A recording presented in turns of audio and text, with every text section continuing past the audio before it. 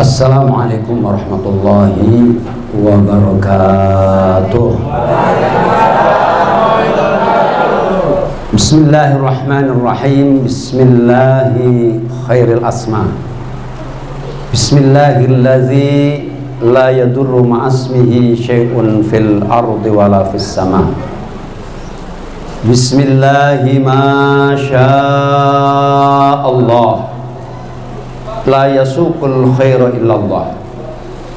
Bismillahi ma syaa Allah, la yasrifu su'a illallah. Bismillahi ma syaa Allah, ma kana min ni'matin faminallah. Bismillahi ma syaa Allah, la haula wa la quwata illa billah. Alhamdulillah, alhamdulillahilladzi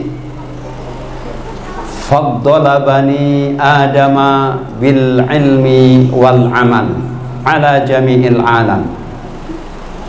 Asyhadu an la ilaha illallah wahdahu la syarika lahu, asyhadu anna Muhammadan abduhu wa rasuluh. Allahumma salli ala sayyidina Muhammadin al-fatihi lima ughliqa wal khatimi lima sabaq, nasiril haqqi bil haqq wal hadi ila siratikal mustaqim, wa ala alihi haqqa qadrihi wa miqdarihil azim.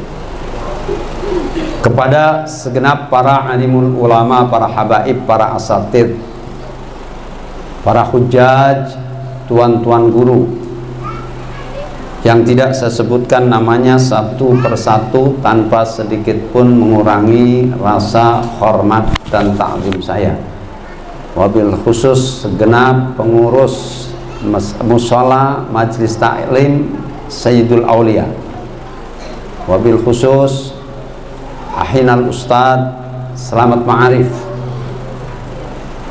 ibu-ibu, bapak-bapak, saudara-saudara, hadirin hadirat rahimakumullah.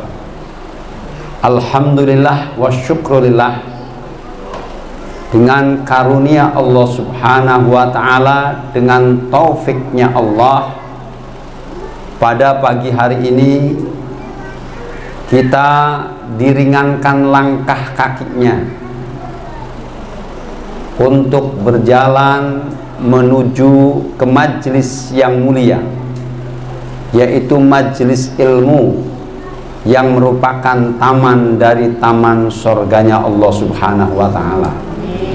Mudah-mudahan langkah kaki kita dari rumah menuju ini tempat yang kita satu langkah kaki melangkah, dosa kita diampuni oleh Allah subhanahu wa ta'ala.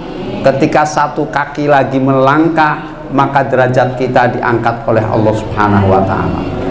Mudah-mudahan ini semua akan menjadi satu wasilah kita semua yang hadir di majlis ini ditulis oleh Allah sebagai orang-orang yang cinta ilmu, orang-orang yang cinta ulama, orang-orang yang cinta kebaikan, sehingga kelak kita akan dikumpulkan bersama oleh Allah di mahsyar yaumul qiyamah. Pada akhirnya mudah-mudahan kita bertemu, dikumpulkan kembali oleh Allah di Jannatul Na'im bersama manusia yang paling mulia, manusia yang tinggi derajatnya, yaitu Sayyidul Mustafa Sayyidina Muhammad sallallahu alaihi wasallam. Hadirin hadirat para jamaah rahimakumullah, untuk menambahkan semangat kita di dalam menuntut ilmu, mengaji dan mengkaji, saya coba bawakan satu kisah yang merupakan asar. Asar ini adalah sebuah riwayat yang disampaikan oleh sahabat. Kalau hadis sampai ke Nabi, kalau asar hanya sampai sahabat, karena memang yang menyampaikan sahabat. Ini tentang seorang hamba yang dihisab oleh Allah subhanahu wa ta'ala dan diputuskan untuk masuk neraka. Tapi ada ternyata yang menyebabkan dia mendapat syafaat, mendapat pertolongan dari Allah Subhanahu wa Ta'ala. Apa itu? Kita lihat di dalam riwayat ini dikatakan ada seorang hamba ketika dihisab, dihitung amalnya oleh Allah Subhanahu wa Ta'ala, maka tidak ada nilai kebaikannya, sehingga kalau ada orang dihisab oleh Allah, kebaikannya itu tidak ada yang dapat bermakna, maka pastilah kejelekannya, kejahatannya lebih dominan, dan pada akhirnya dia akan digiring ke dalam neraka.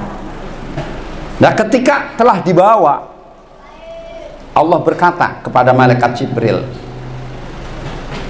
susulah hambaku dan tanyakanlah apakah dia pernah duduk di majelisnya seorang alim ketika berada di dunia. Kata Allah, agar aku dapat mengampuninya dengan syafaat. Jadi disuruh tanya, pernah enggak pada waktu di dunia pernah duduk di majelis ilmunya orang yang alim, pernah duduk di majelis ilmunya seorang ulama. Ketika malaikat Jibril tanya, ini dihentikan dulu perjalanan, ditanya, ya Abdullah, apakah kamu ketika hidup di dunia pernah duduk di majelis ulama? Dia jawab, tidak wahai malaikat Jibril. Dia selama hidupnya kagak pernah duduk di majelis ilmu. Bayangin. Ini kalau kita berpikir ini orang yang paling-paling nih, ya, jangan-jangan duduknya nggak tahu kemana nongkrongnya. Kemudian kata malaikat Jibril, setelah tanya dia mengatakan tidak pernah. Maka malaikat Jibril mengatakan, ya Rabb, ya Allah, engkau lebih mengetahui keadaan hambamu.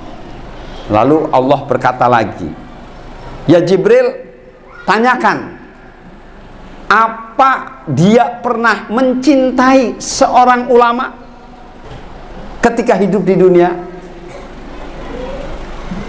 Ketika malaikat Jibril bertanya, dia mengatakan tidak, wahai malaikat Jibril, gak pernah cinta sama ulama pun di dunia.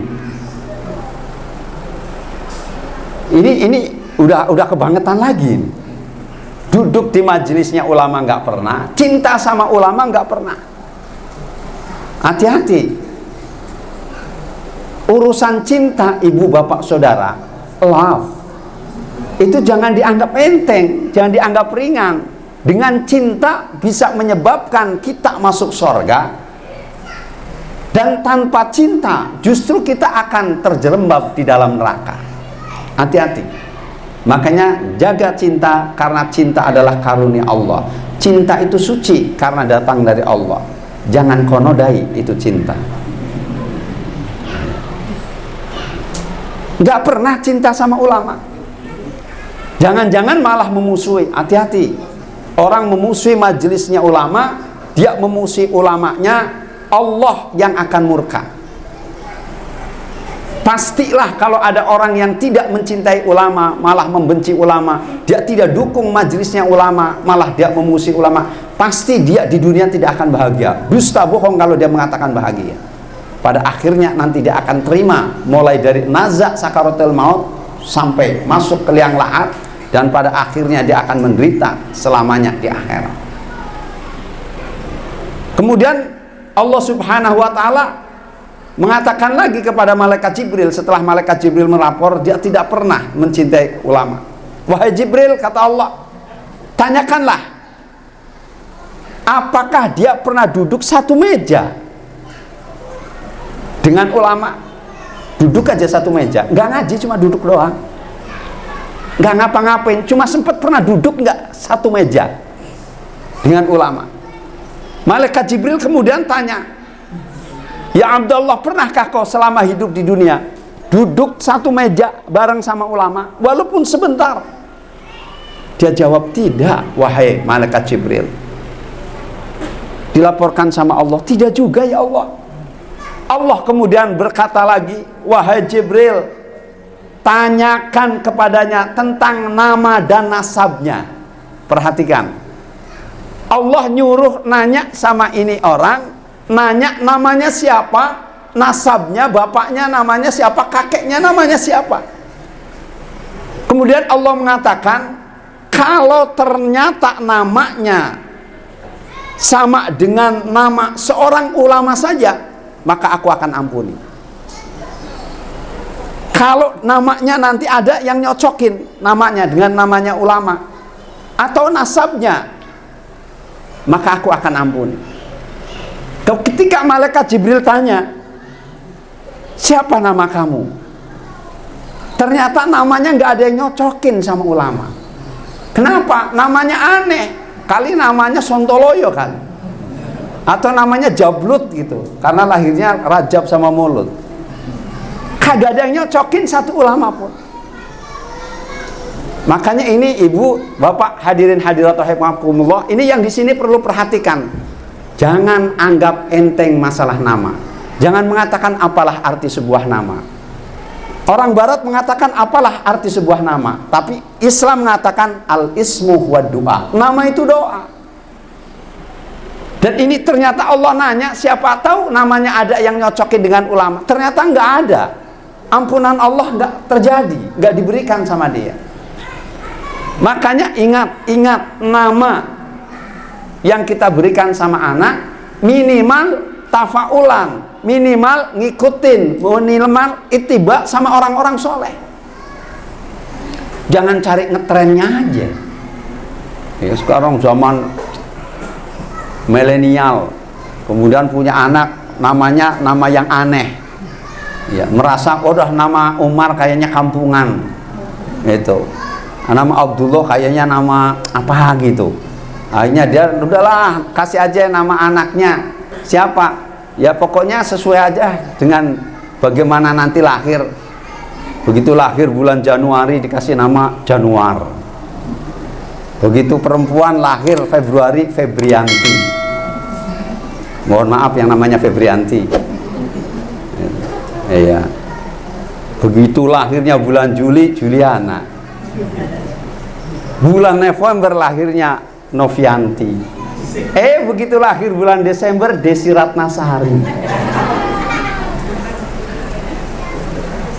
Nama Islam banyak, pakai nama sahabat bagus, pakai nama-nama para nabi cakep, pakai nama malaikat boleh, nggak dilarang. Lahir anak laki namanya Ridwan, nggak apa-apa, penjaga pintu sorga. Begitu besok mau masuk neraka, nama kamu siapa? Ridwan. Salah, kamu masuknya di sono. Boleh. Punya anak kasih nama Jibril, bagus, insya Allah gedenya jadi tukang pos. Nah, ya malaikat Jibril nyampein wahyu, atau tukang paket.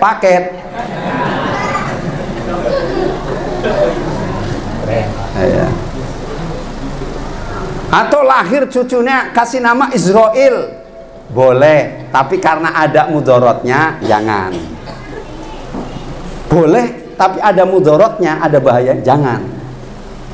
Boleh kasih nama Israel, tapi ada mudorotnya, jangan. Kenapa? Lah iya, mudorotnya apa? Kebetulan engkongnya di rumah sakit udah 2 minggu,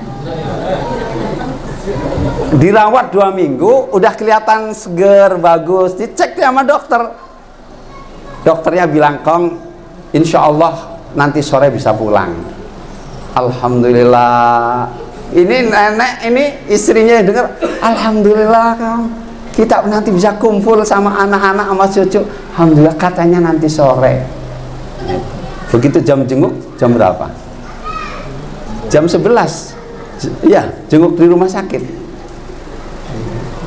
Datang itu, cucunya datang, neneknya bilang kayak Israel datang, kaget mati dia.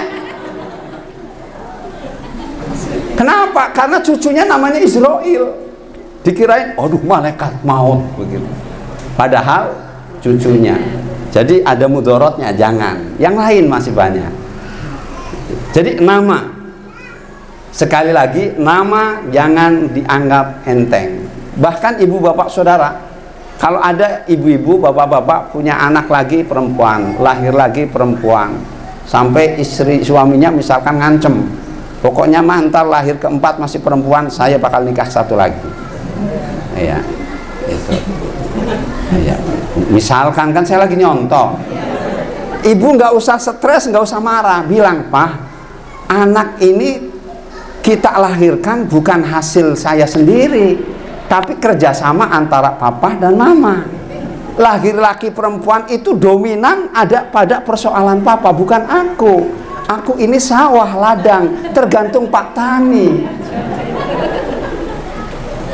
Nisaukum harsul lakum fa'tu harsakum anna syi'tum.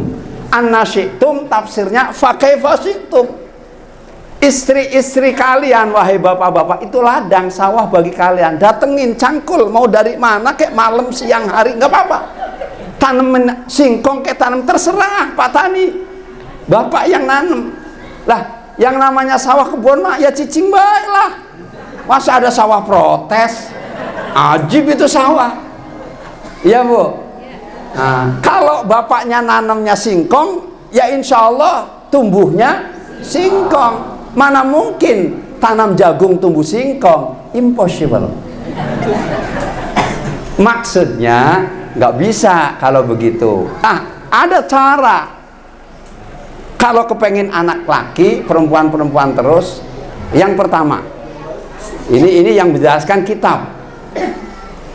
Di dalam konteks Ahlus Sunnah, ibu, Bu, ini ibu begitu terlambat bulan itu dipuk. Jabang bayi, nanti kalau kamu lahir akan kasih saya nama Muhammad. Kamu nanti lahir, aku akan kasih nama Abdullah. Maka akan lahir laki-laki. Satu. Loh, ibu nanya, loh kok bisa? Ya bisa. Kenapa? Nggak mungkin nama Muhammad itu perempuan.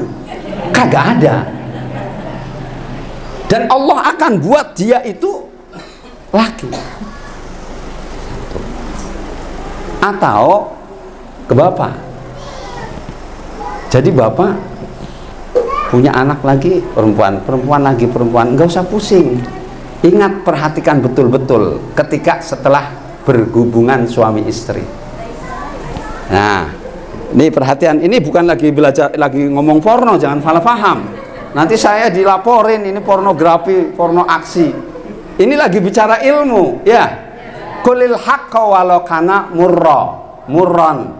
Katakan kebenaran itu walau murran itu bisa pahit, menjijikan, beresiko penjara. Kebenaran sampaikan.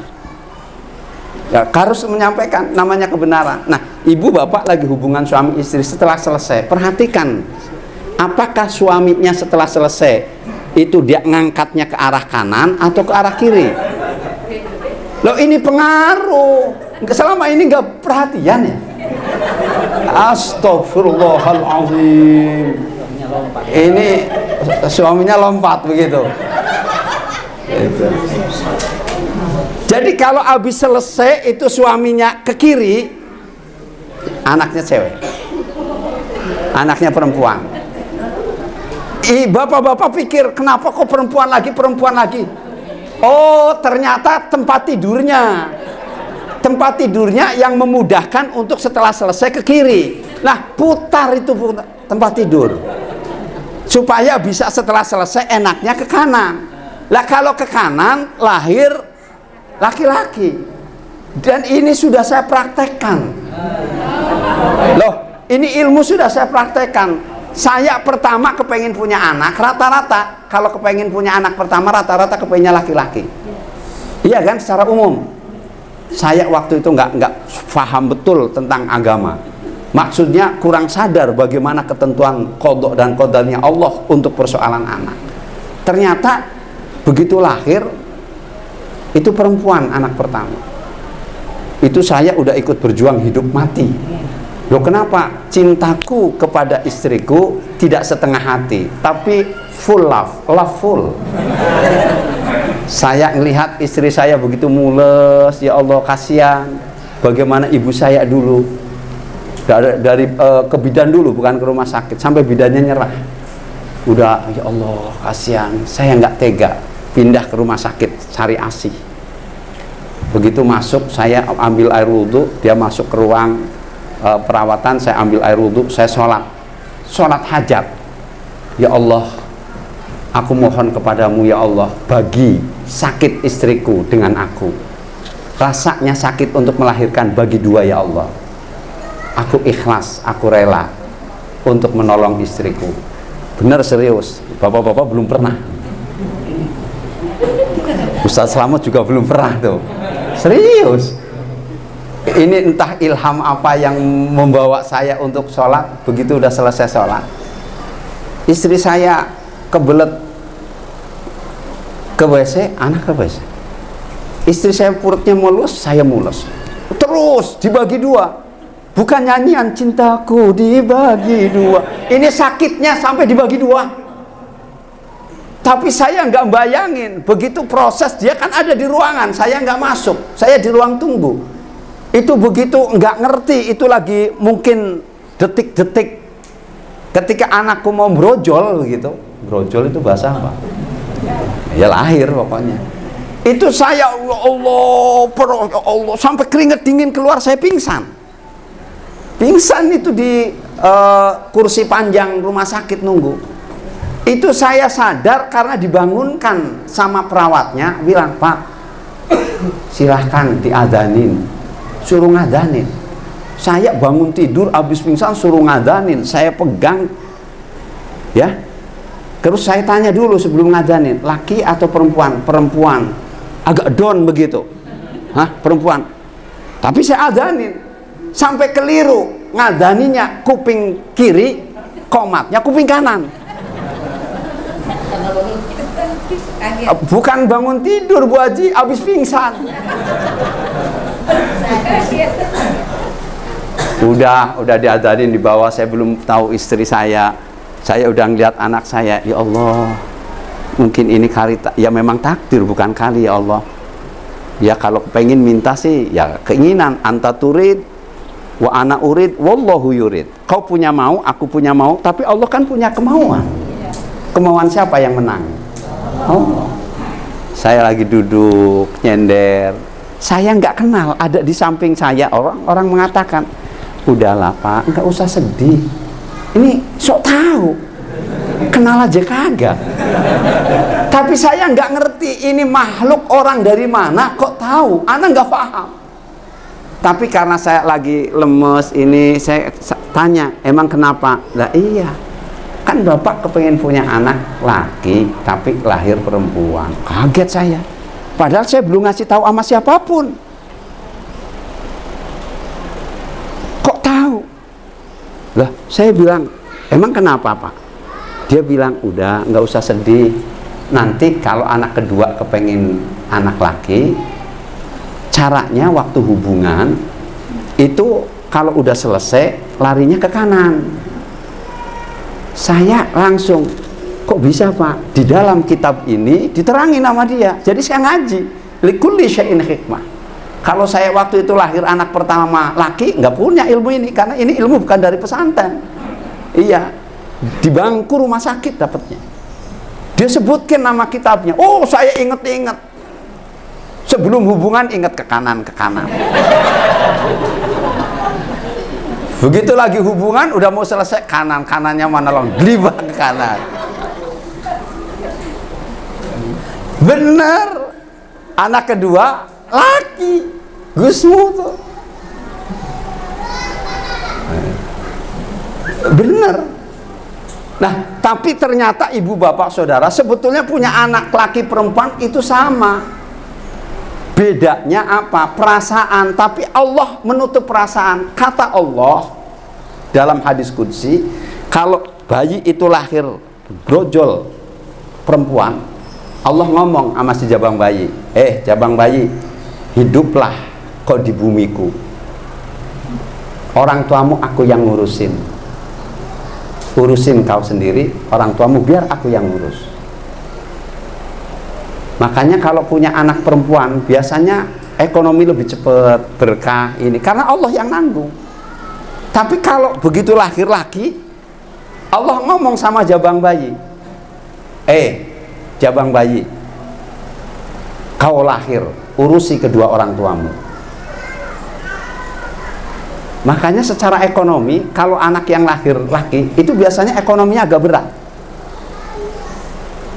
Enggak semudah anak perempuan. Silahkan ibu bapak coba direnungin, betul itu. Ini fakta dan itu hadis. Maksudnya ibu, ada ilmu yang diperoleh melalui harus kena musibah dulu, ujian dulu, baru ilmu itu diperoleh kemudian mengendap. Oh, kalau begitu punya anak laki perempuan sama, ada plus ada min, ada plus. Kalau ibu punya anak perempuan, bakal punya anak laki nggak? Iya, lah kan perempuan nikahnya sama laki. Nah, maksa perempuan nikah sama perempuan lagi, LGBT. Nah, kalau anak kita perempuan nikah sama laki, mantu saya anak bukan? Ya sudah. Nah, ini kan gara-gara masalah cinta. Ya, inget-inget Pak ya, nggak usah ngancem. Iya, kanan kiri gitu aja. Iya. Loh, tapi kalau hati-hati bapak-bapak, jangan lompat ke atas, anaknya bencong. Nggak laki, nggak perempuan. Yang ini intermezzo, masa mau lompat ke atas terbang. Kemudian Allah berkata lagi, ya Jibril, tanyakan kepadanya, apakah dia mencintai orang yang mencintai ulama? Ini udah mentok tuh. Apakah dulu dia pernah mencintai orang yang mencintai ulama? Nah, ketika ditanya, oh iya betul malaikat Jibril, kalau ini saya iya, dulu tetangga saya itu pencinta ulama, rajin ngaji, cinta duduk, saya cinta tuh sama tetangga saya. Kata Allah, aku berikan syafaat ampunan, masukkan dia ke surga. Cinta kepada orang yang cinta ulama. Bagaimana kalau dia dari awal sudah jawab? Apakah pernah duduk dengan majlisnya ulama? Oh pernah, udah langsung cepet masuk surganya. Ini orang yang dosanya besar, nggak ada kebaikan. Makanya jangan anggap enteng kita duduk di majlis seperti ini.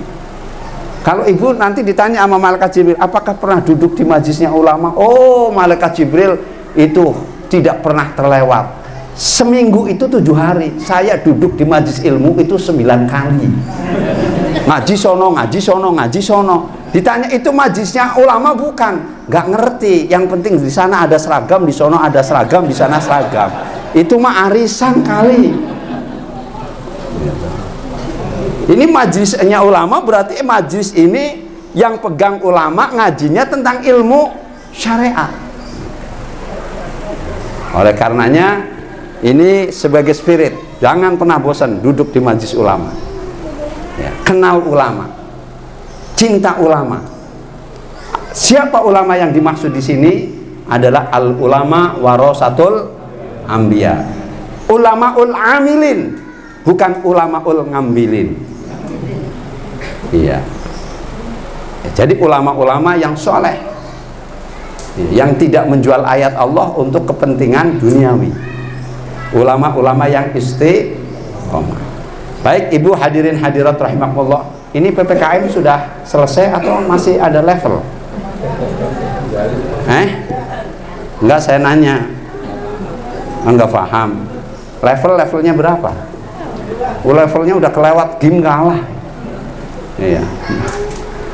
Ya, mau PPKM memang saya sih setuju. PPKM saya setuju. Sebelum dicanangkan PPKM saya sudah paling suka PPKM. Pulang pergi ke masjid, pulang pergi ke majelis taklim, pulang pergi ke musola.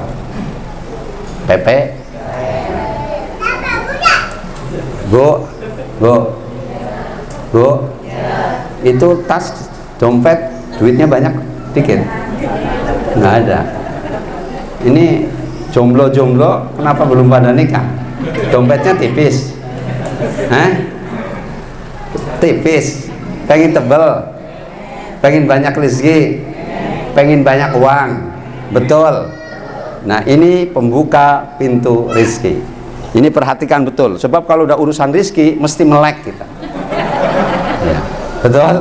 Tapi kalau bicara rezeki jangan dipersempit, artinya karena rezeki bukan hanya uang. Uang itu hanya sebagian rezeki. Rezeki masih luas maknanya. Ibu bisa duduk di majlis ini, rezeki bukan? Bangun tidur matanya masih bisa melek, nutup, kedap, kedip, rezeki bukan? Masih bisa tersenyum, rezeki bukan? Rezeki. Jadi uang, harta itu hanya bagian kecil dari rezeki Allah. Masih banyak rezeki yang lain. Biar uangnya sekoper, bangun tidur matanya nggak bisa kedip, aduh, melotot terus, capek itu. Bukan cuma dia yang capek, yang lihat saya ikut capek. Begitu bangun tidur, ibu bisa matanya bisa kedip, masih bisa tersenyum. Iya. Coba kalau bangun tidur, sejak bangun tidur udah nggak bisa tersenyum, nganyun terus, tetangga juga ikut repot. Bisa tersenyum, rezeki. Masih bisa kan? Itu juga sodako. Nah, ibu bapak hadirin hadirat rahimakumullah, Profesor Dr. Abuya Said Muhammad Al-Maliki, seorang ulama ahli hadis kelahiran kota Mekah, di dalam kitab Abwabul Faraj ini beliau mengutip dari kitab ini tentang sebuah riwayat sahabat Nabi yang mengeluh. Dia mengeluh kepada Rasulullah, ya Rasulullah, kenapa dunia seolah-olah tidak menginginkan aku? Semua usahaku bangkrut, peternakan, pertanianku semuanya pun gagal. Sambil tersenyum, Rasulullah mengajarkan tasbihnya para malaikat, dan tasbihnya seluruh penghuni alam semesta, yaitu subhanallah wa bihamdihi subhanallahil azim astaghfirullah. Kemudian Rasulullah mengatakan baca 100 kali sebelum fajar terbit, sebelum subuh. Tapi kalau nggak bisa, maka setelah sholat sunnah fajar. Sholat sunnah fajar sama dengan sholat sunnah qobliyah subuh. Baca 100 kali. Kemudian Rasulullah mengatakan, maka dunia akan merangkak mendatangimu. Dunia akan memohon kepada Allah agar engkau miliki dan mengejarmu tanpa kau mengejarnya. Beberapa bulan sahabat tadi setelah dapat zikir tasbihnya malaikat dan penghuni alam semesta ini, subhanallahi wa bihamdihi subhanallahil azim astaghfirullah, subhanallahi wa bihamdihi subhanallahil azim astaghfirullah, berapa kali? 100 kali. Beberapa bulan kemudian dia datang menemui Rasulullah. Dia bercerita, apa katanya? Ya Rasulullah, sekarang aku bingung dengan hartaku, kemana harus aku letakkan? Hasil usaha dan peternakanku demikian banyak. Hanya beberapa bulan dia kebingungan naruh harta, karena hartanya ngejar. Ringan nggak? Nggak berat, cuma 100 kali sebelum fajar kalau bisa, sebelum subuh. Kalau nggak bisa, kita ada dengar azan, kita menuju ke musola, ke masjid, sholat sunnah tahiyatul masjid. Musola ya masjid, jadi di musola Sajul Awliya sah sholat tahiyatul masjid. Setelah itu sholat sunnah fajar, rakaatul fajri khairum minad dunya wa ma fiha. 2 rakaat sunnah fajar lebih baik dari dunia dan seisinya. Setelah selesai assalamualaikum, kita baca subhanallahi wa bihamdihi subhanallahil azim astaghfirullah, subhanallahi wa bihamdihi subhanallahil azim astaghfirullah, 100 kali. Qomat sholat, nggak usah nunggu tahunan, hanya nunggu beberapa bulan. Ini ngamalin satu aja begini, insya Allah begitu bulan Maulid, ibu-ibu sudah kagak ada yang ngomong saya nggak punya duit. Amin. Yakin? Yakinnya harus ditanam. Kalau nggak yakin berat. amalan sehebat apapun nggak punya keyakinan, nggak bisa. Al yakin nisful ijabah. Yakin itu sebagian dari keterkabulan. Jadi yakin dulu. Ini tasbihnya malaikat, cuma 100 dibaca nggak sampai 1/4 jam, nggak sampai 10 menit. Udah nggak usah ditulis, hafal kan? Iya. Tapi ditulis bagus karena buat nginget-nginget. Ya, kata Imam Syafi'i, ilmu itu bagaikan burung.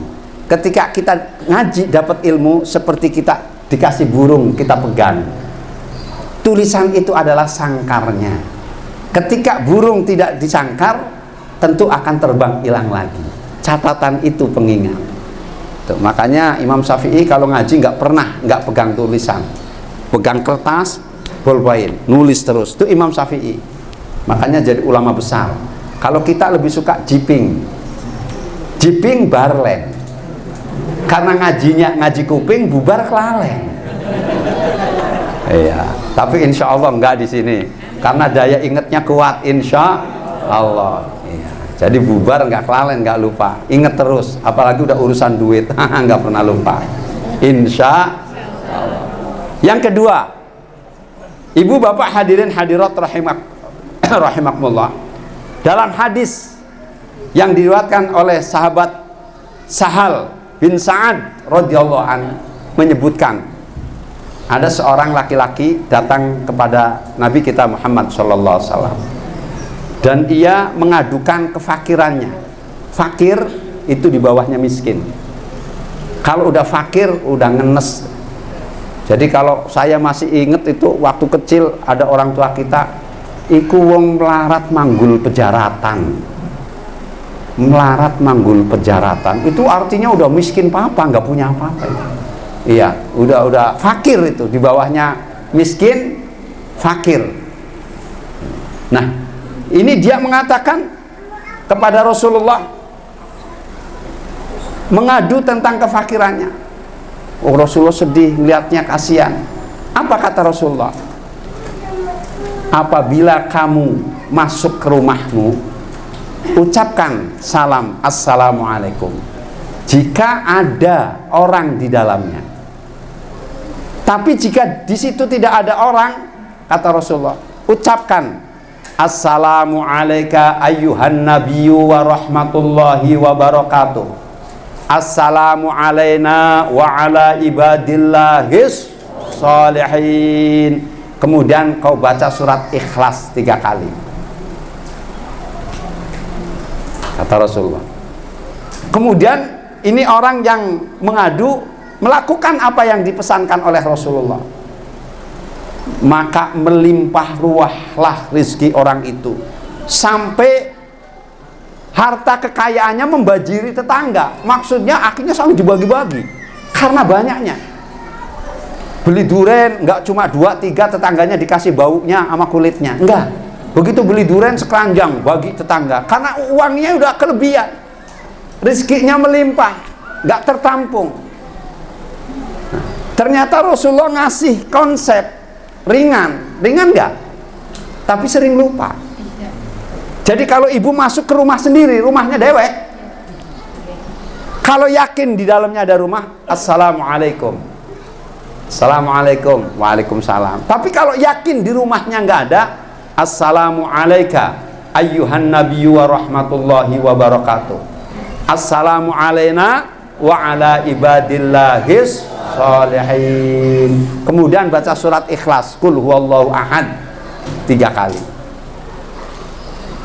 Loh, kenapa kalau rumahnya kosong bacanya salam begitu? Salamnya langsung ke Rasulullah. Assalamualaikum ayyuhan nabiyyu wa rahmatullahi wa barakatuh. Rasulullah mengatakan, setiap ada umatku yang mengucapkan salam kepadaku, maka Allah akan kembalikan ruhku dan aku hidup kembali. Aku mampu mendengar dan melihat orang yang mengucapkan salam dan aku menjawabnya. Nah, kalau yang menjawab salam Rasulullah, berarti Rasulullah yang mendoakan kepada kita. Kalau Rasul mengatakan keselamatan untukmu, keberkahan Allah untukmu, maka pastilah Allah akan beri kita selamat dan Allah kasih berkah. Di antaranya berkah rizki. Ada 2. Ingat-ingat ya, sebelum fajar, sebelum subuh, Atau setelah sholat sunnah fajar baca subhanallahi wa bihamdihi subhanallahil azim astaghfirullah berapa kali? 100. Ketika kita masuk rumah siapa? Rumah kita. Berarti kita dari luar. Ibu mau keluarnya mau belanja sama warung sebelah ke, cuma keluarnya keluar gerbang beli es krim ke, tahu bulet, begitu masuk salam. Pokoknya setiap masuk ke rumah kita salam, rumah sendiri salam. Begitu yakin yang di rumah tidak ada siapapun, assalamu alayka ayyuhan nabiyyu wa rahmatullahi wa barakatuh. Assalamu alayna wa ala ibadillahis salihin. Baca bismillahirrahmanirrahim, qul huwallahu ahad 3 kali.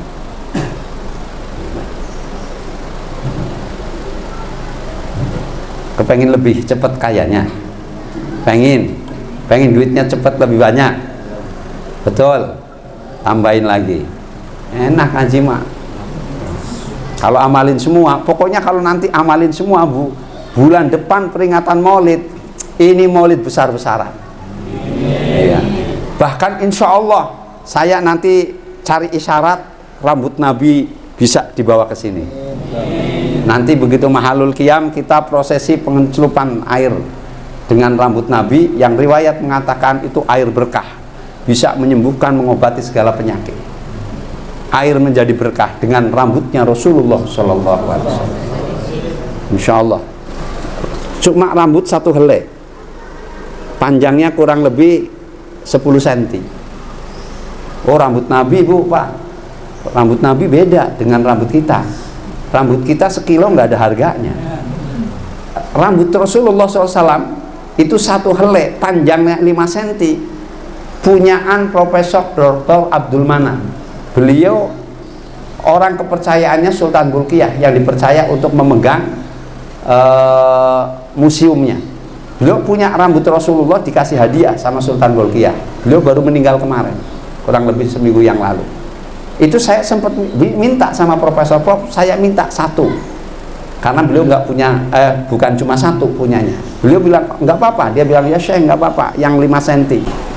Antum kasih anak mahar 1,5 miliar, 1,5 M, panjangnya cuma 5 cm. Saya bilang ya Prof, melalui Akhi Aan Khon ini saya bilang, masa sih Profesor, kan nama kita udah baik, kita sering bantu ini akhirnya ya sudah 1,2. Mentoknya begitu, ini mentok-tok itu dia 1 miliar. Yang terakhir saya nego lagi, saya orang namanya kepengin ya. Iya, udah begitu mentok dia pakai uang ringgit Malaysia, dikeruskan 740 jutaan. Jadi ya hampir 1 miliar dikurangi. Itu sudah, kata dia, ini harga persaudaraan, mahar persaudaraan. Itu cuma 1 helai, panjangnya 5 cm, tapi setiap tahun nambah panjangnya. Nah tiba-tiba ada seorang Habib datang ke rumah, dia mengatakan saya diutus oleh Rasulullah untuk menyampaikan rambut ini, rambutnya Rasulullah yang dari Ummu Salamah. Masya Allah. Makanya sekarang meningkat lagi. Saya azam baca sholat Fatih setiap hari jangan kurang dari 2000. Sholawat itu ajib, tanda cinta kita Rasulullah. Nah nanti kita bawa. Panjangnya berapa? 10 cm. Ini sudah saya pegang setahun lebih. Panjangnya sudah 11 cm. Karena rambut Rasulullah itu hidup. Ciri-ciri rambut Rasulullah itu hidup. Dan Rasulullah nggak pernah mati, Rasulullah tetap hidup. Itu akidah Ahlus Sunnah. Banyak riwayat tentang rambut Nabi. Ini mestinya nanti pas Maulid kita jelaskan tentang rambut Nabi. Lewat. Udah berapa?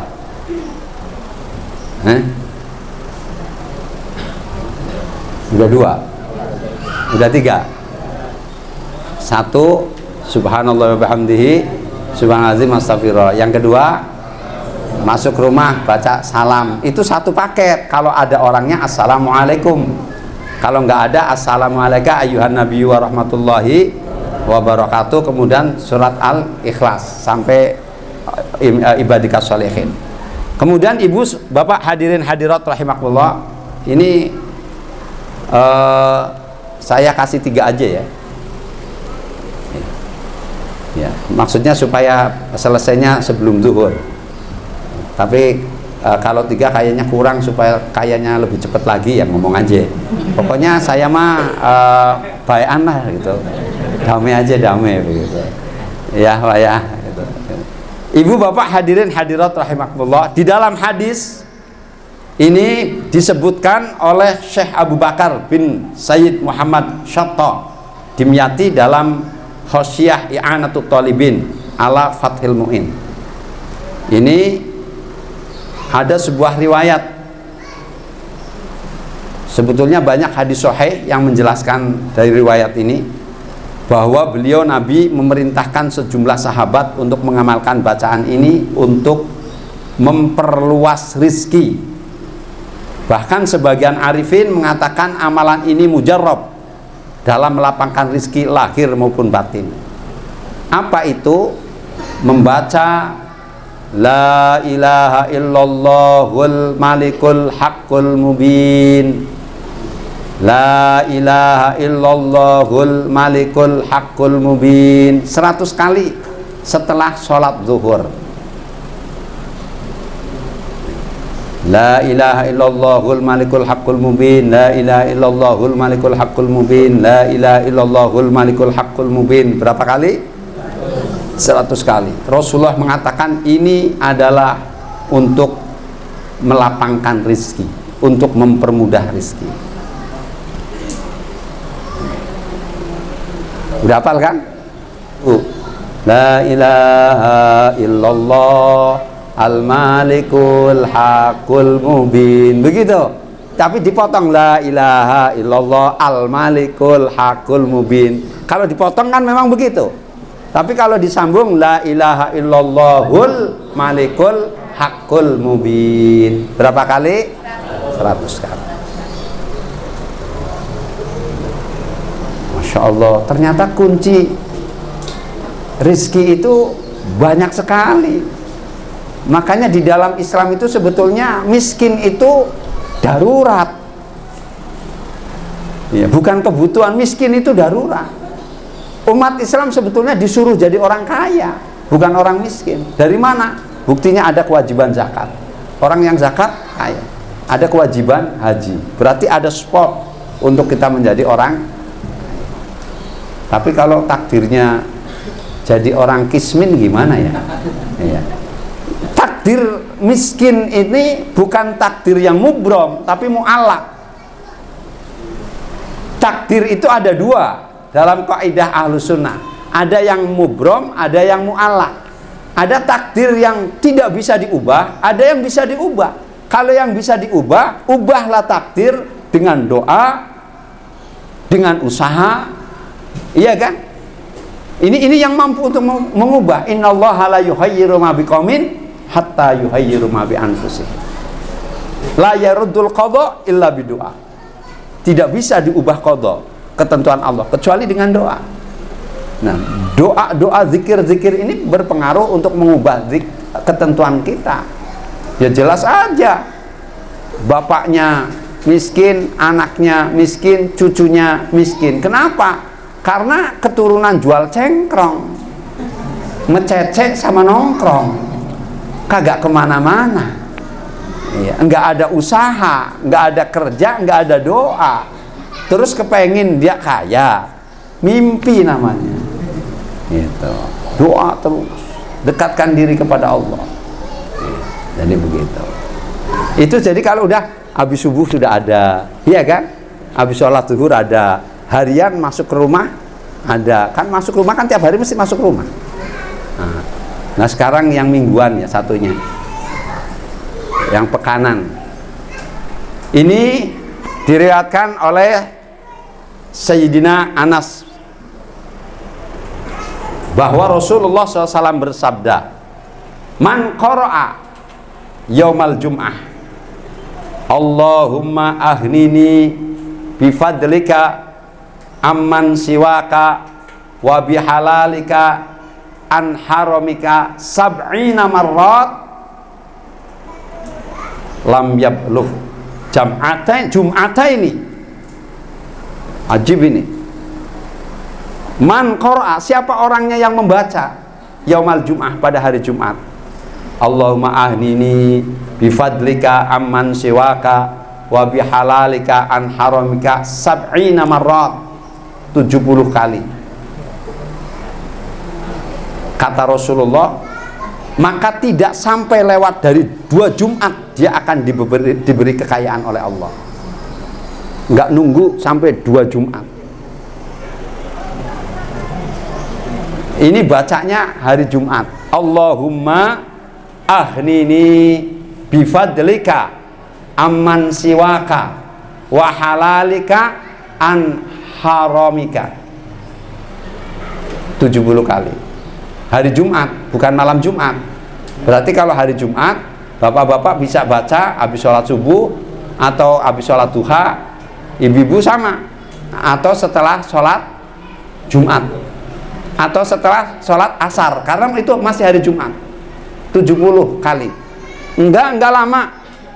Baca 70 kali itu tidak sampai setengah jam. Ini yang jamin siapa? Yang jamin Rasulullah. Kayaknya ini yang agak-agak susah dikit. Kalau yang itu, yang sebelumnya kalimatnya udah biasa ya, harian ya. Ini kayaknya sebagian ini aneh, ini agak lama nih. Kita baca bareng. Bismillahirrahmanirrahim. Allahumma aghnini bifadlika amman siwaka wa halalika an haramika.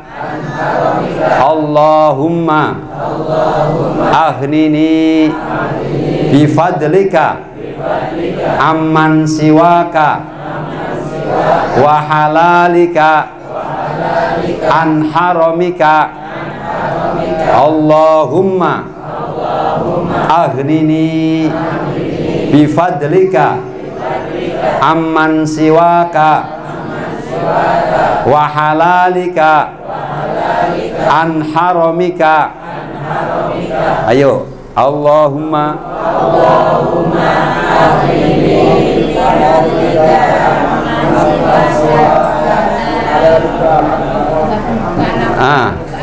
oh belum. Allahumma aghnini bifadlika amman siwaka wa halalika an haramika. Allahumma aghnini bifadlika amman siwaka wa halalika an haramika. Allahumma aghnini bifadlika amman siwaka wa halalika an haramika. Allahumma aghnini bifadlika an haramika. Allahumma aghnini amman siwaka an haramika. Sekali lagi. Allahumma aghnini bifadlika amman siwaka wa halalika an haramika. Jadi baca nggak apa-apa. Ya, jadi tulis baca nggak apa-apa. Kalau belum hafal baca nggak apa-apa. Di situ nggak ada ketentuan wajib hafal nggak. Iya. Tapi kalau baca udah 70 kali, insya Allah hafal. Iya kan? 70 kali nggak hafal. Jumat depannya 70 kali lagi, 140 kali. Masa nggak hafal? Insya Allah hafal. Kelihatan ibu-ibu ini orangnya cerdas-cerdas semua. Bapak-bapak pinter-pinter semua ini. Iya, ini udah mulai, udah alhamdulillah wajahnya udah nggak ada kelihatan wajah miskin ini. Alhamdulillah, ini wajahnya udah wajah orang-orang yang bahagia.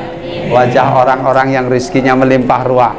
Mudah-mudahan ini diamalkan. Ini masih ada banyak Ibu, masih banyak. Ini kita kasih sampai 5. Ini udah kasih 5 ya, 5 ini. Jadi 5 ini kalau kita amalkan nggak usah nunggu sampai tahunan. Pokoknya bulan Maulid Ustadz Slamet udah kebingungan. Kenapa? Sumbangannya kebanyakan. Gitu. Iya, karena melimpah ruah, insya Allah. Yang jomblo udah nggak usah khawatir. Iya, PPKM udah nggak jadi halangan. Iya, insya Allah. Mudah-mudahan kita semua diberkahi oleh Allah Subhanahu Wa Taala. Ilmu yang saya sampaikan menjadi ilmu yang manfaat, dan mudah-mudahan kita diringankan langkah kakinya untuk menjalankan taat pada Allah Subhanahu Wa Taala. Mudah-mudahan langkah kaki kita diperberat untuk maksiat kepada Allah Subhanahu Wa Taala.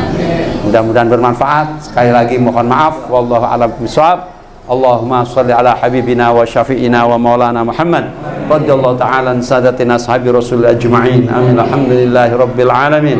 Hamdan syakirin, hamdan na'imin, hamdan yuafi ni'amahu yukafi mazidah.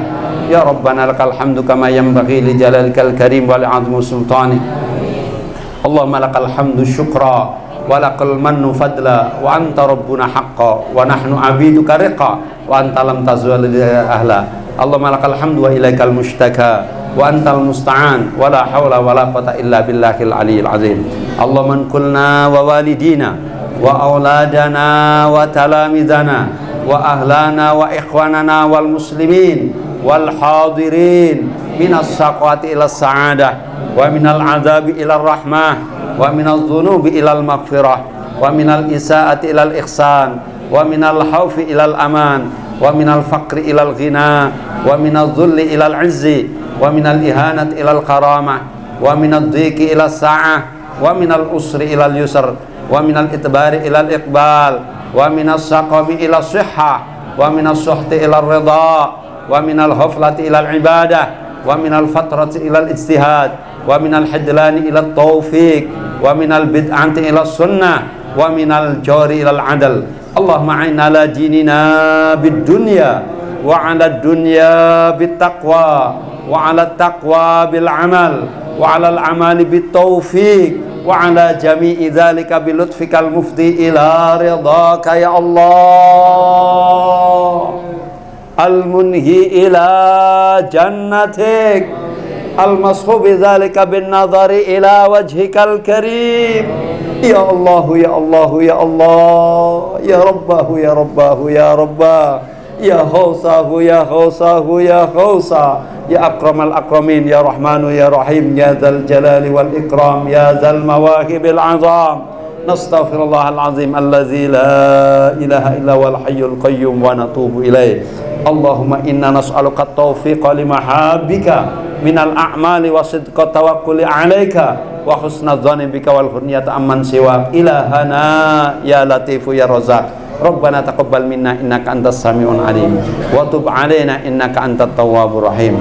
Rabbana atina fid dunya hasanah wa fil akhirati hasanah wa qina adzaban nar wa adkhilnal jannata ma'al abrar ya azizu ya ghaffar ya rabbal alamin. Wa sallallahu ala sayyidina Muhammadin nabiyil ummi wa ala alihi wa sahbihi wasallam. Subhana rabbika rabbil izzati amma yasifun wa salamun alal mursalin walhamdulillahi rabbil alamin. Taqabbalallahu minna wa minkum taqabbal ya karim. Wallahu a'lam bissawab. Wassalamu alaikum warahmatullahi wabarakatuh.